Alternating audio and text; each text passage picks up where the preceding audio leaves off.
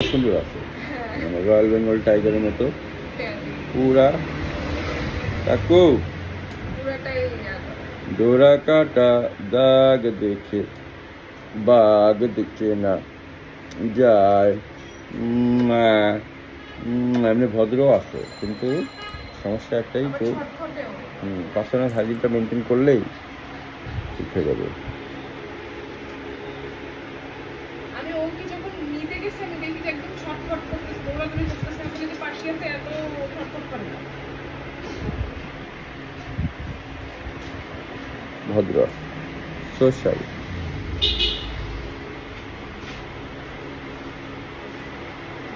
Side I দিচ্ছে।